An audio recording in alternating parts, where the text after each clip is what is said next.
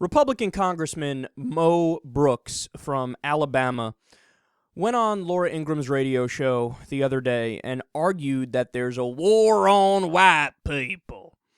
And, of course, the media caught on to that, and the internet mocked him endlessly, rightfully so, and Twitter apparently was going to work. So now he's going to come out and go on Newsmax TV and double down on his ridiculous idea. Now, that was not your whole statement. I didn't want to take up the whole the bulk of the interview by playing your whole statement. I'd rather talk to you about it. Do you stick by your statement that the Democrats and Obama, and by separating the races or trying to, is conducting a war on whites? Absolutely. Okay, explain for those who didn't hear the whole statement on Laura Ingraham there. Well, sure. Look at what the Democrats do on a regular basis. They appeal to specific racial groups by saying, we will protect you, that specific racial group. Now, who are they talking about protecting them from? Well, they're talking about protecting them from Republicans. But at the same time, what do they say about those Republicans? That they're whites. Because they are white. What do you want us to say? You're purple? You're green? But you're not. You are white. And yes, certain groups do need protection from you because your policies suck and they hurt them. This isn't conjecture. This isn't opinion. This stuff is provable. How many times have we been over it? Whether you take race or gender or basically any minority group in the country. Let's go one by one here. How about gays? Well, you don't want to treat them equally. You don't want to allow them to get married. You want to allow businesses under law to discriminate solely on the basis of somebody's sexual orientation. You want to let a diner say, get out of here, we don't like your kind. You look slightly effeminate and I don't like that, get the fuck out of here. You want to allow a business owner to say, you're fired because you're gay. You want to allow that. Well, we don't want to allow that. So yes, we're going to protect them because they need protecting. Okay? You say to their face, look, I don't care if you've been in a gay relationship for 30 years, whatever, one of you dies, you're married in another state, so you're legally gay married, right? Well, guess what? We don't want to recognize it, and we don't want to give you the same tax rights, the same inheritance rights, the same social security rights that any other married couple would get. So, yes, you are discriminating, and we need to protect that group by treating them equally. You are bad.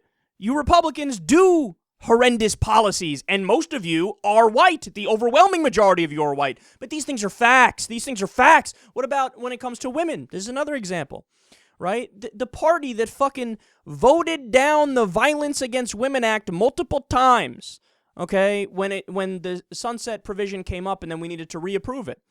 Now you're going to sit there and pretend, oh, but we're not anti-woman, even though we just voted against the Violence Against Women Act. And understand, it's not just one of those bills that has a flowery name, but it doesn't do anything. It has a domestic violence hotline. It does many other things. And the reason why Republicans voted against it is because they did not want the same protections to extend to Native American women and LGBT women.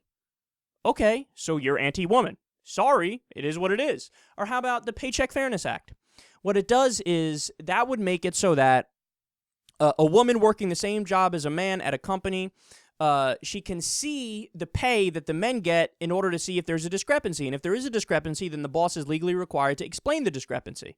Okay? Look, just trying to get pay equality, equal pay for the same work, right? Republicans voted against it. They filibustered it. They voted against the Lilly Ledbetter Fair Pay Act. You remember that? What that did is it made it so that the statute of limitations for a pay discrimination case starts from when you know that you're being discriminated against. Lilly Ledbetter was getting discriminated against in her pay for a very, very long time. She didn't know it until after the statute of limitations was already gone. So she sued, and the judge said, sorry, you were already getting paid so much less for so long, it doesn't count. Well, then Obama and the Democrats stepped in and they said, okay, wait, no, that's stupid. How about it starts from when you know that you're being discriminated against? That's when the statute of limitations starts. Okay, well, Republicans voted against that. A few of them voted for it. Most of them voted against it. So, yes, you are anti-woman. You are anti-gay. You certainly are anti-black. Do I need to go through the history? Do I need to go through the history of how you treat minorities? Okay, Latinos. You're 100%, almost all of you are against, because you're blocking it, comprehensive immigration reform, even when we give you what you want. More border protection, deficit reduction, a long waiting period, an apology from the immigrants, you still say no. Okay, that's anti-immigrant. That's anti-Latino also.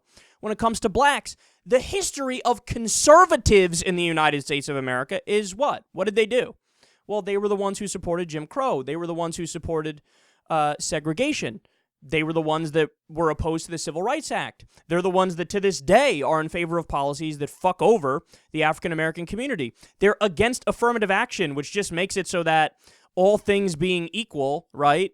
If you're a person of color and you come from a poor, downtrodden community and you might have done a few points worse on a test, but you didn't have the same resources as the other person, well, maybe you get a fair shot, maybe you get the job instead. They're against that, even though, as a lot of people have said, and rightfully so, white people have had affirmative action work for them for generations. So maybe it's time to give a little bit, for African Americans and for people of color.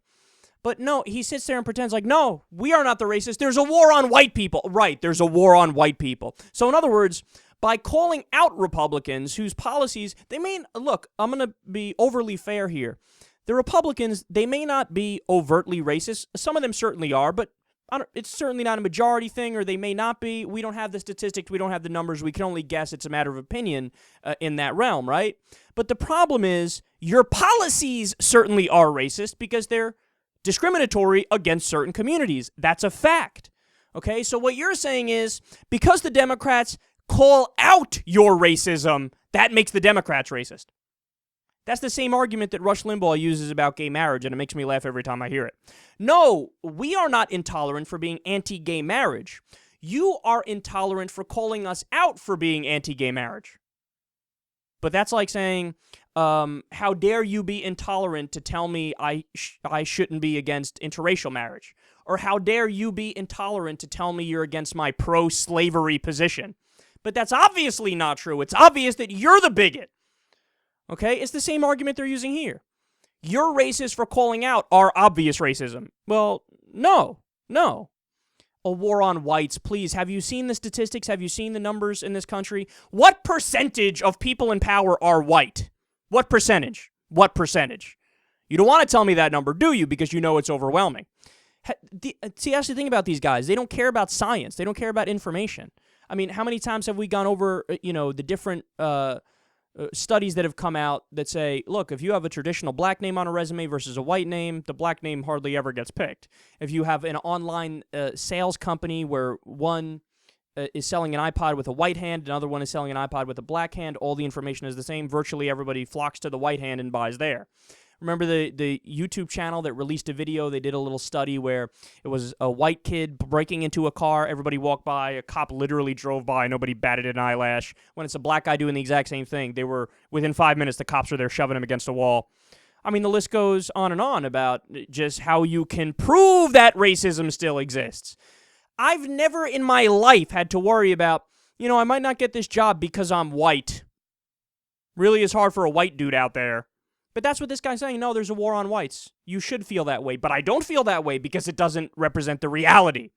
They always try to make it, they try to disregard history. In the mind of an idiot like this Alabama Congressman Mo Brooks, in his mind, he thinks, well, let's try to whitewash this and make it equal and just say, well, I guess maybe there was an alternate history where white people were slaves for 250 years and then we were the victims of Jim Crow and segregation, and then there's still systemic racism against us today, except that's not true. It was the other way around, and that's a fact.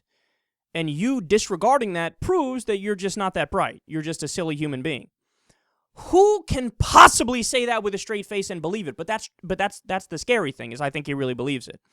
These guys, they're so tribal by their nature, and they're so married to their own ideology and their own group of people that they actually have developed this victim complex. And the irony is, what do they always say about liberals? You guys have the victim complex. You're the ones that always, oh, wow, it's woe is us, it sucks for us. And it's not liberals that say that. We just point out the facts and say, hey, we should fix this thing. They're the ones that whine when there's absolutely no reason whatsoever to whine.